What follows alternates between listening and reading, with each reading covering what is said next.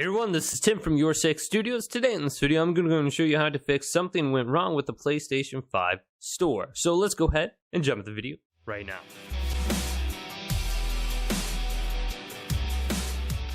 So if something went wrong on your PlayStation 5 when you're making a purchase or maybe even downloading something, well, this is very easy to fix. The first thing we want to do is completely turn off our PlayStation 5. So press the PlayStation button, go on over to power and turn it off. And then simply turn on your PlayStation 5 and just do a complete power cycle of the PlayStation. Next, go to settings and then go down to users and accounts. Then go on down to where it says other and go to the right. And then go to sign out and then sign back in.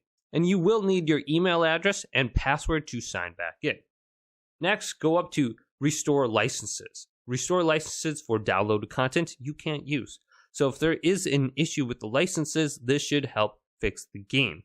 Then right above restore licenses is console sharing and offline play.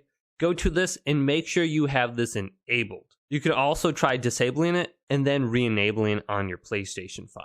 Also try going to PlayStation.com, pressing enter, and then going to the website, and then sign in the upper right here. And try buying the game through the website or the mobile application, as opposed to the actual PlayStation 5. So you can see I'm signed in, and I added NBA 2K13 to my cart.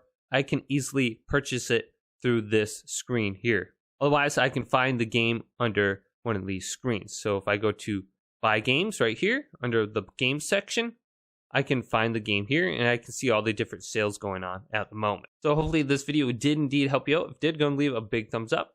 And subscribe to my channel down below for more tech up videos coming up next on YourSixGaming.